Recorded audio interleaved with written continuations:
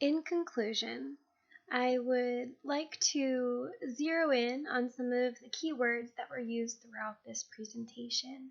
Things like cultural aptitude, 3D gospel, and personal investment are things that I've really come to understand as being essential elements to having this perspective that spans the guilt versus innocence and the fear versus power and the shame versus honor. All three are present in every culture that we interact with, but certain cultures have really honed in on certain ones and made that the premise upon which they function and their relationships are built and the way that they perceive life. We as believers are called to have this three-dimensional perspective of seeking to invest honor and power and innocence into these cultures for the purpose of seeing a full restoration in a holistic manner.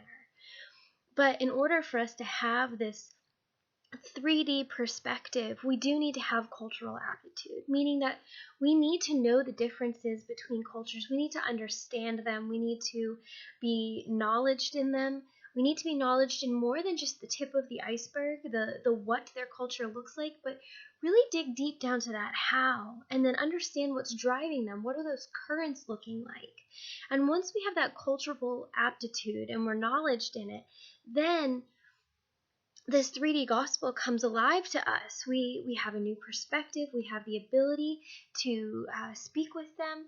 But before we can bring the gospel to them, even if we have a cultural aptitude, which, to be honest, in order to achieve that depth of the cultural aptitude, there should be a personal investment, which is needed at every stage of this journey.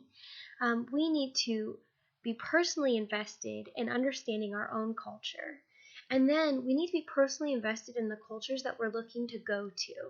And for that full cultural aptitude to happen, there should be a personal investment where we are intentionally seeking to root into that culture and get to know it.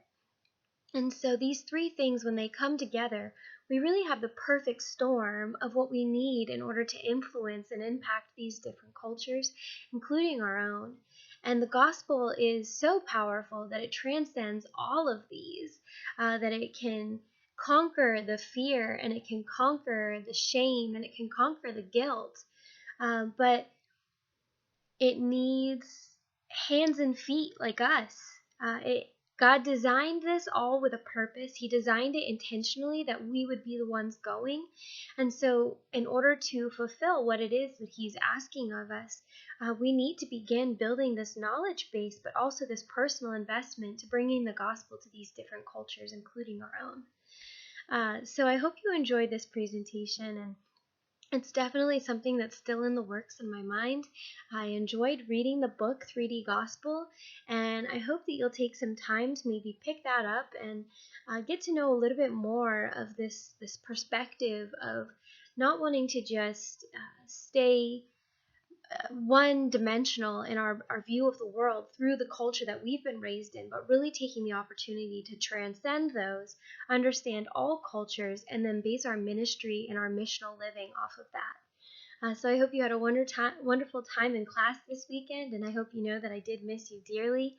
But I look forward to hearing some of your thoughts about this. Thanks so much. Bye.